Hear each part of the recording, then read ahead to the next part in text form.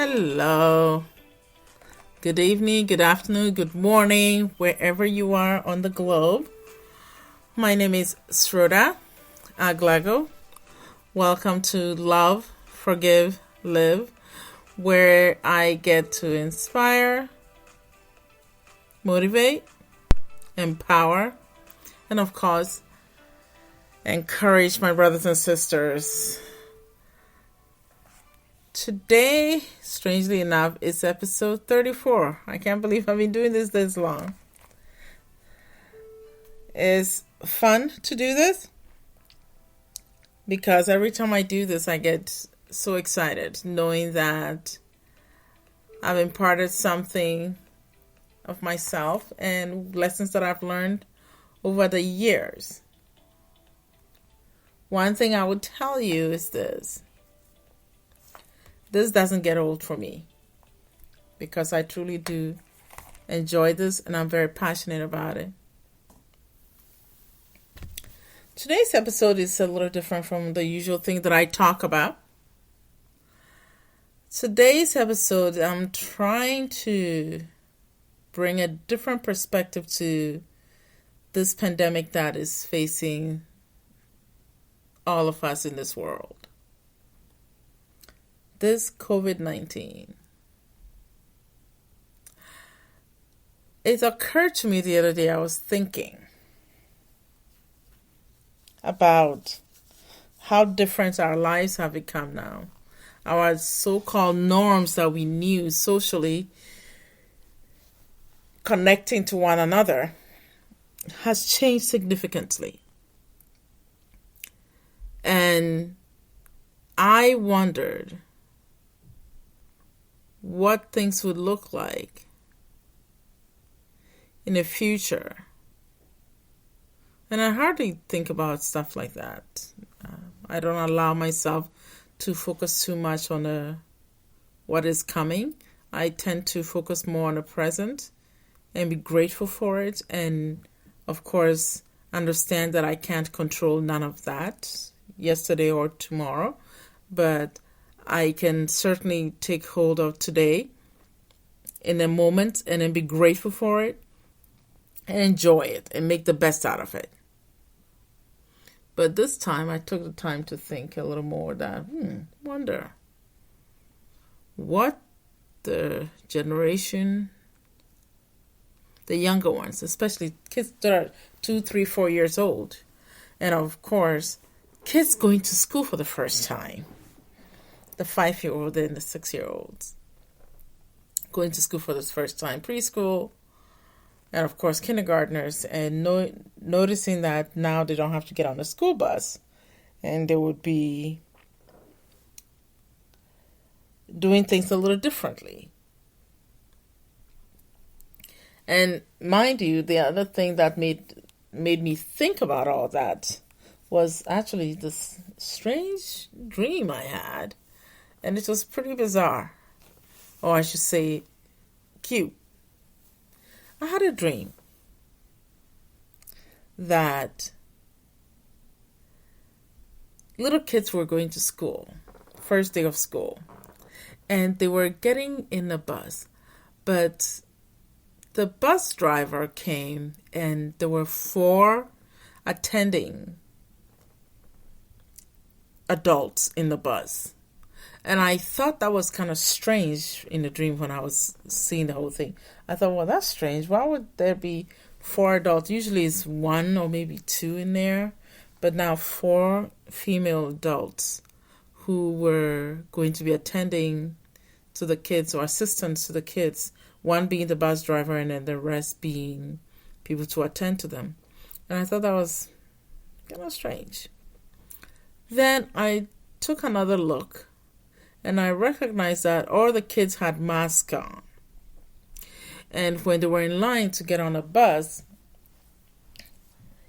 everybody was being checked. Their temperature was being checked before they get on a bus. And I thought, well, why are they doing that? Then to my surprise, the bus driver had insisted that every kid take off their shoes and to be put in a special bag that will be disinfected before they put it back on at the school before they could get into the school. And I thought, well, this is getting a little more bizarre. But of course, the kids were cute. They were very excited to comply to the rules and the new regulations, and they were fine with it. And so I watched a little girl, so excited, just get on a bus. And she took her shoes off and had to get in a bus with just her socks. And then she gave her shoes to the bus driver to put in the little box. And then I asked, wait a minute, how come the bus is not full? It seems like there were only a few kids, for maybe 10 kids. And then the bus driver turned around before she could leave and she said, well, today's a test run to how school is going to be operating starting Monday. So they were going to practice how school is going to be before the kids finally come. So those were the kids that showed up today were the children that had signed up to do the test run. And I said, oh, okay. And then the bus left. So I woke up and I thought, it's kind of cute, but a really bizarre dream. Then that prompted me to think about, wow, it's the COVID. I guess I was thinking about that before I slept, so that was the solution my mind came up with. Then it made me realize, wow, all this precaution we had to take care of. I don't know if that would happen in real life or not, where kids' shoes had to be taken and disinfected before they could walk into school with it. And, of course, make sure everybody is wearing a mask, which is important. But imagine what these kids will process as to the way life will become. Will they even miss the carefree days of just walking in on the school bus, no mask on, touching each other, hugging each other, being silly, being kids, what kids do? If they've never even experienced it, they've only heard, they would have heard stories of parents or seen when they were a couple of years younger, they would have seen their brothers and sisters or their neighbors going to the bus. But the older they get, they may not have any more recollection. So to their world, it may be the norm. To us, they're adults. We would have looked at it and be like, wow, things are different. And then imagine we would be the one telling them the story. Back in our day, we used to go to school and touch each other and do everything without a mask and all that. Our shoes would be on and everything. How different our experiences would be. And the kids would have found it bizarre. Like how we are finding it bizarre today, watching all this unfold and doing online classes and all of that. How different it'll be for us to see the world. Then I also started thinking about what this pandemic has done to us as a whole, to the human race. I recognize that a lot of people felt lost and lonely in terms of the physical loneliness of not interacting with others. That has become a new thing for a lot of people. But aside from that, just think. What if we look at this situation and see who we've become or who we are as a whole?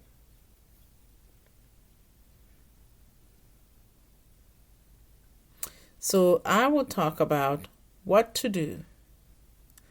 How do we navigate this situation in terms of our own personal growth? How do we grow? How do we use this standstill in our lives, in our belief system, in our way of life? How do we make sense of this? And of course, how do we become the person that we are supposed to be? With this new change that we never foresaw, we never even thought about. We didn't foresee this coming. Sorry, that was a bad grammar. We didn't foresee this coming, not foresaw. We didn't foresee this coming. And when it hit, it threw us off. So that's what I'm going to discuss. What do we do with this huge change in our lives?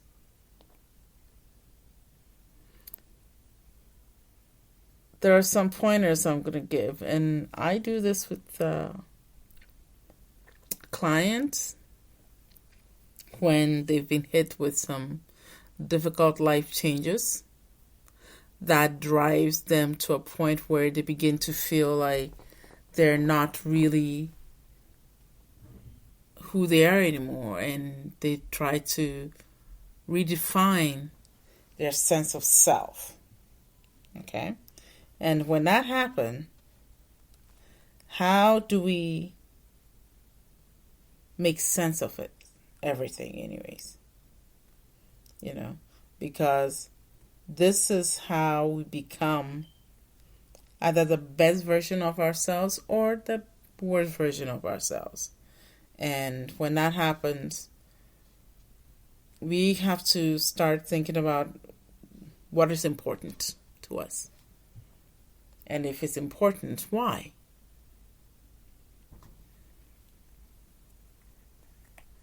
So here are the things that I want you to start thinking about. 1, ask yourself, what is it that I wanted to do with my life?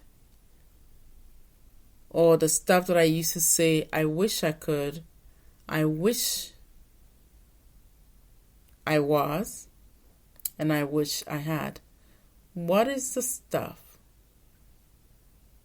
Ask yourself that question. That's number 1. The things that you used to say prior to COVID hitting,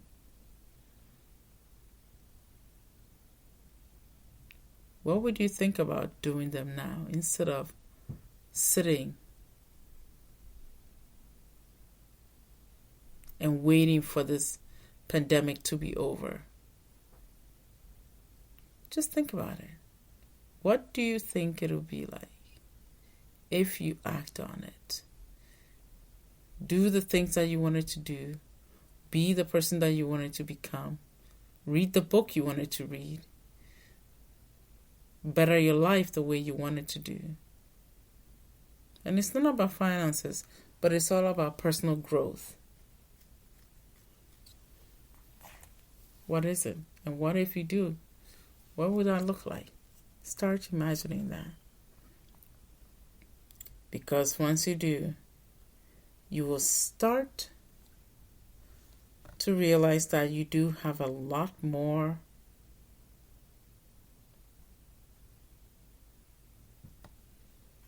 to succeed about within this time frame, rather than waiting for the time to go away so we can get back to quote unquote normal, because that's a relative word nowadays. We don't even know what that is anymore, because it's become a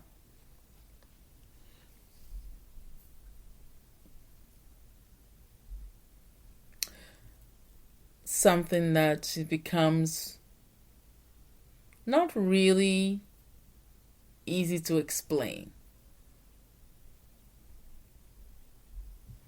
I don't even believe if we can even say anything can be normal. Quote unquote, the word normal. In my line of work, we don't even use that. We say simple things like socially accepted behavior or culturally accepted behavior or actions or attitudes, because it's all relative. It all depends on the situation. Okay? Number 2, ask yourself, how am I going to see my relationship now? Because we thought we had a relationship prior to COVID. But during COVID, a lot of people have really difficult time defining what their relationship is. People thought they knew what they were doing or where they were or how they fit into their relationship with each other. But then with COVID, it brings a whole new challenge, a whole new perspective. A friend of mine said something to me and I realized, wow, that's true. They said a lot of families right now, husbands and wives that didn't like each other because of COVID, now that they're all in close quarters all the time and spending so much time together, they really started seeing each other and realizing they really don't like each other. And as a matter of fact, they hated each other. So they decided they need to get their separate ways. And then you had some families that they spent time together, those who were open to change, open to the new ways of things, were willing to learn a new way of handling their relationship. So they decided they would redefine their relationship by how they manage each other or manage their own nuances, their own annoyance, their own hang-ups. And of course, those are the great ones that I think they recognize that, excuse me, they're not where they needed to be and they need to redefine it and then be able to save or salvage their relationship. So it's important to recognize what people have to do to deal with all this changes. Okay? Number 3.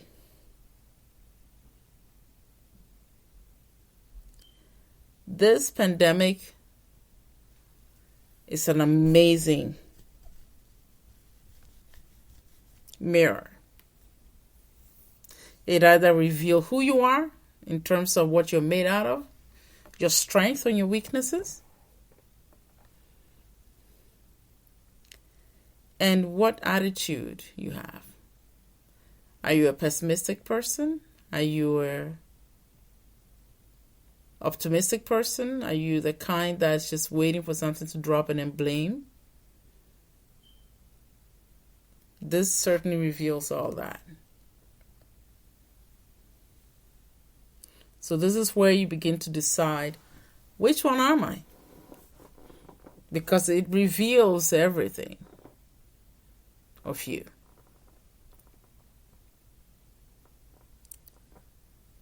The 4th thing is to ask yourself, am I authentically being true to myself, to my environment, to my family, to my culture, and to my own belief system? Am I being real? I had someone tell me, well,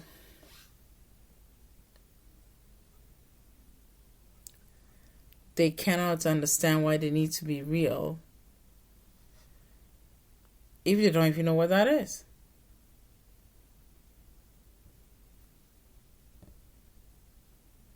You know, and that's very true. Understanding that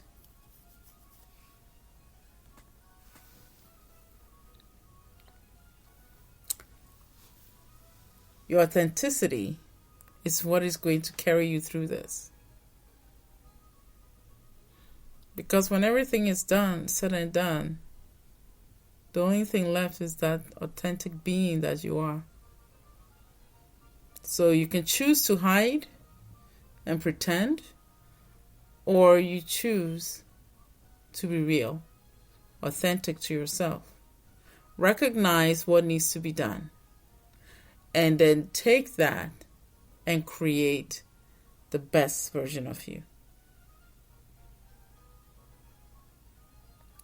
Number 6.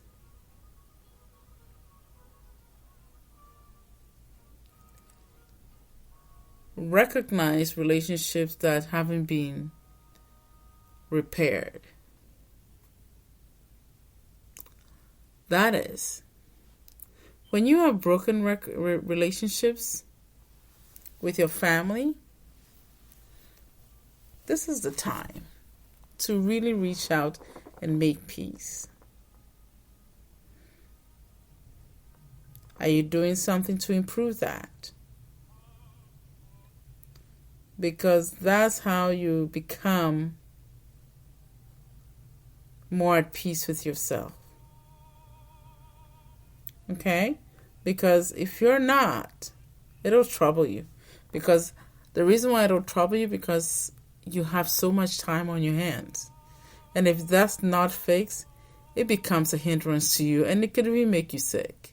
Because you end up ruminating on it and creating a toxic environment for your own sense of self. And it's not healthy. Okay? Now, the next things that I would talk about is this. How to make sure that you don't miss the opportunities that this detour in our lives has brought us to become spiritually, emotionally, psychologically healthy. 1. Take time to put yourself on a priority list. Take time to put yourself on a priority list. If you make a list of things to do and you are not on the list, there you have an answer as to what you've been doing or how you've been feeling about yourself. If you make a list and then look at the list and you realize where you are on the list, you're in the bottom or somewhere close to the bottom, that would tell you how you value you. Ideally, you should be either the first or the second. Because once you take care of you, then you can take on all the other stuff that comes at you and handle what everybody's bringing to you and you taking on. Okay? Number 3. Take time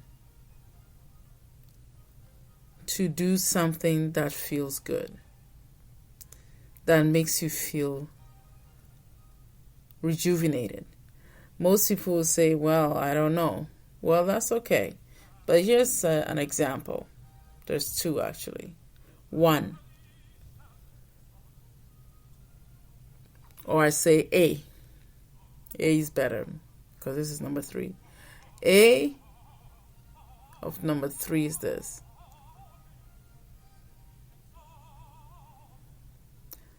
Do something like prayers to a higher power. It helps set you in a good frame of mind. It doesn't matter what it is, but you need something bigger and greater than you for you to pray to. B is meditation. Meditate, ideally twice a day. But if you can't, do whatever you can. Okay? Meditate on something positive. Something that will make you feel like you could do anything in this world. Okay? Number 4.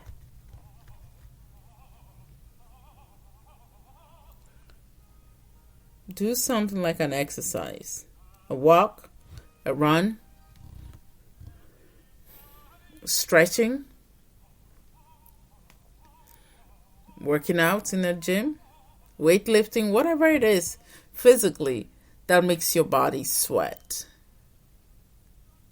It helps you.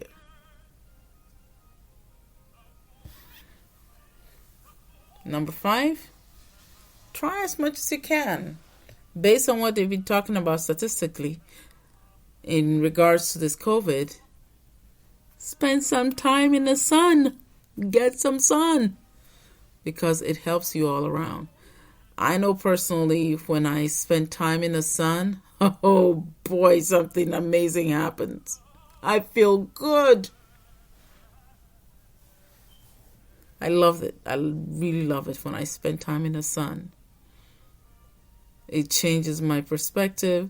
I smile more.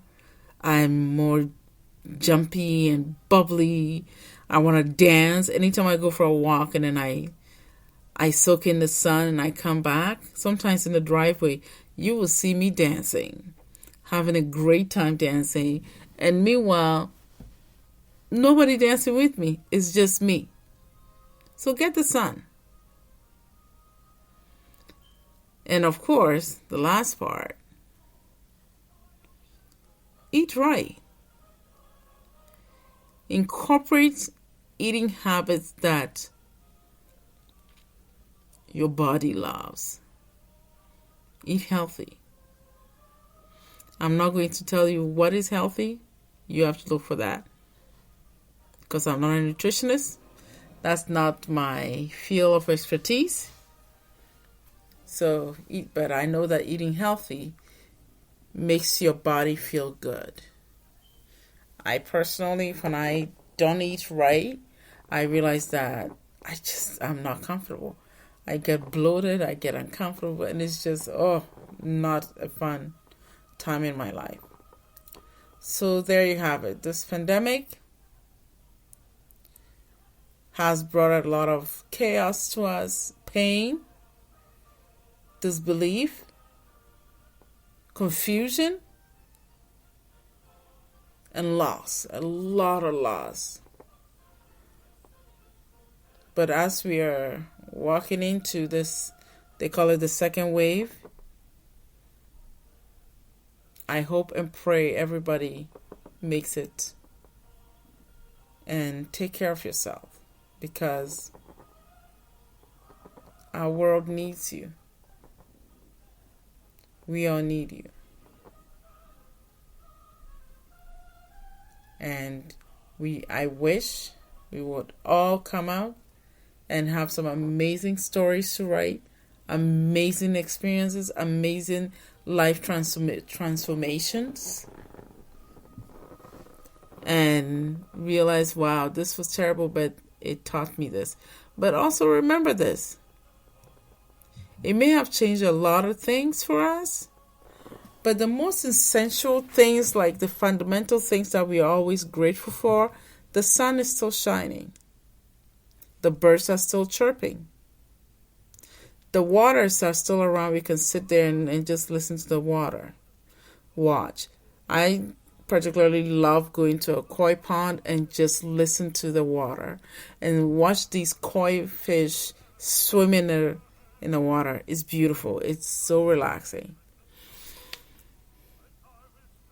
You can always, if you have pets, your pets are still around you, loving you, smiling and wagging their tails. Cats, dogs, whatever pets you have. I had a friend that has a pet iguana, and she just loved that pet.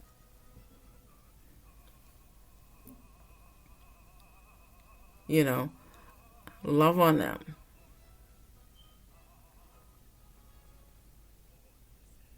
those things haven't changed. COVID hasn't taken them away. The sidewalks are still open for walks.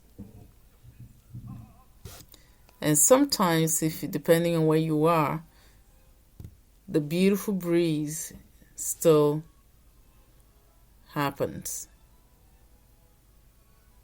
Take advantage of what hasn't changed, what is constant, what is real, has always been there and never changed.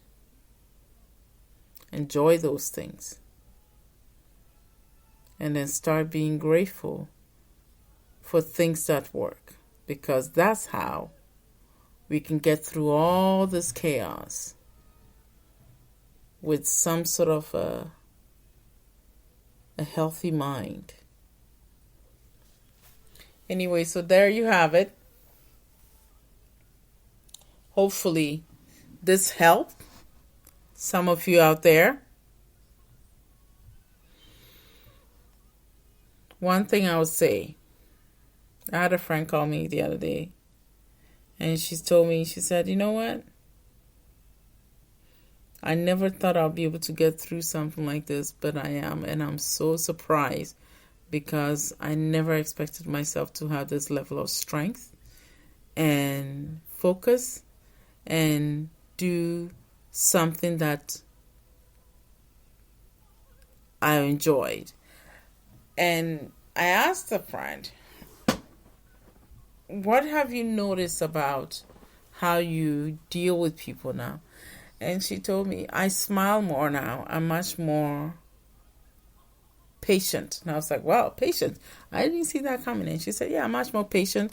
I'm much more nicer to people. And I find it really exciting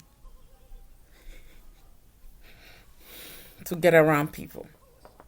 Before, I was always like, oh, too much. But now when I go to the store and I see people, I smile more, even though they can't see me smiling. But I smile more. And I'm glad to be in a store to buy food. And I thought, wow, now that's appreciation. Just go into the store to buy groceries. And you get happy. Because you saw people. And people are cordial. People are nice. So you feel good seeing that. That is amazing. A simple thing like that. And she said, yeah, it made her happy. And I thought, that's nice. You know, I hear families that spend time with their children and learning new games and realize, oh my goodness, I didn't know there are these games available for us to play. And noticing children are much more equipped at problem solving that their parents thought they were. That's the one that surprised me, because parents are rediscovering that their kids are much more smarter than they thought, which is pretty good. They're much more smarter than we all thought, because now they're putting a lot of problem solving skills in play. And now that we watch, we see them and hear them, we're like, wow, that's amazing. So I hear people getting appreciative over simple things like that, which is great. I have another friend that called and said, you know what? Now we are learning to like each other. And she said, I thought my teenagers hate me, but now I realize we do like each other, because we can actually sit at a table and eat and have a conversation. And this friend said, I miss that. I really do miss that, because as teens, our kids are moving so fast with all that they have to do and everything they have to accomplish and everything they have to try and get to. So it was always hard for the family to sit down and have a meal. Now, they can have a meal and talk and see the whole family sit at a table. And she said the other day they were all talking and laughing, and she just sat back and watch the kids talk to their dad. And it's, in a strange way, it's like her mind was taking memory pictures, mental pictures, so that in case she doesn't get a chance to see this again, she can remember this moment in her mental picture. That was beautiful, hearing something like that. So a lot of changes are happening, but it's worth it in terms of developing us as human beings.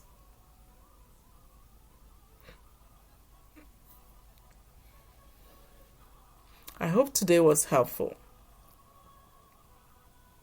and it made sense.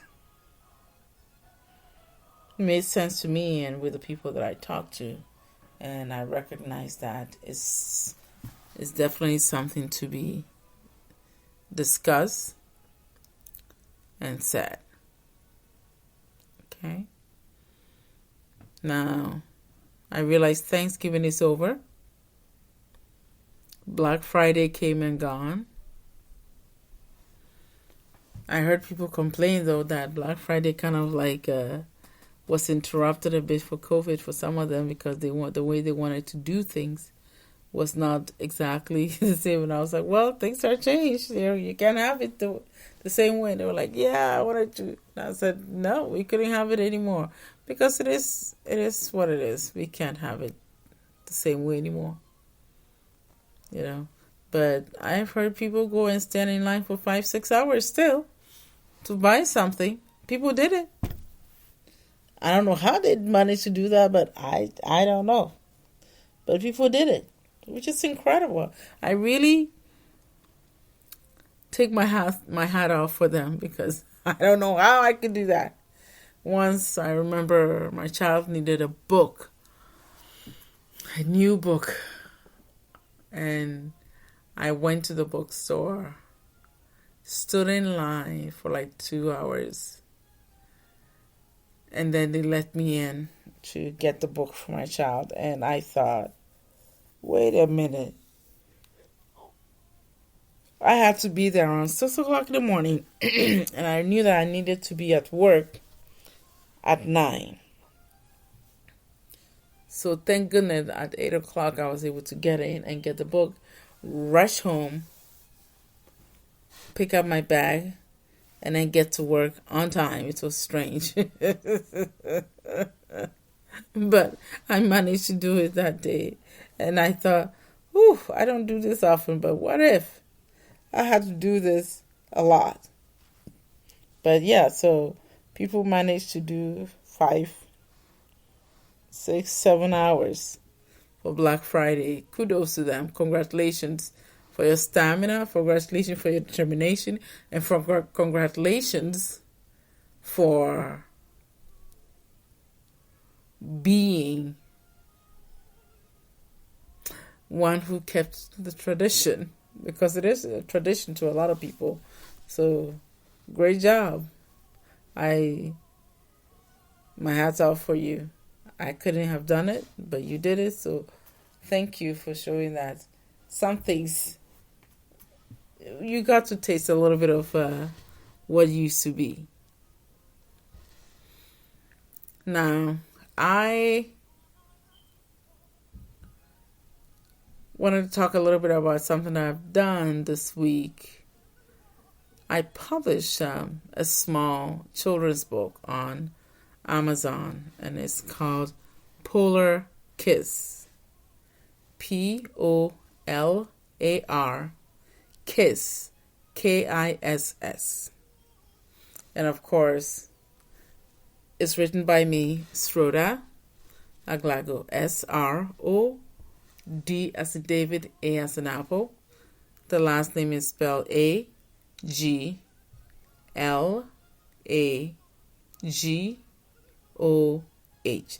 Aglago. So go check it out. It's a cute little book, and I am especially proud of it because the young lady that did illustration did a phenomenal job, and Her name is Mary Davenport. Kudos to this young girl. Awesome.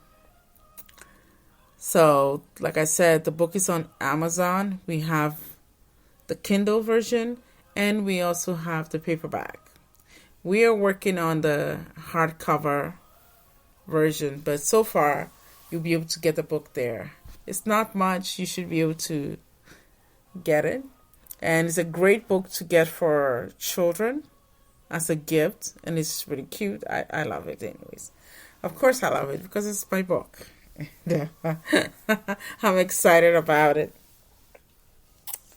Enjoy your week. I hope this episode was what you expected. Even though it was a bit of a detour from what I normally talk about, but I hope you enjoyed it, took something from it. And if you feel like communicating with me about anything that I've shared in any of my podcasts, please contact me at loveforgivelive@gmail.com. And I'll spell it LUV,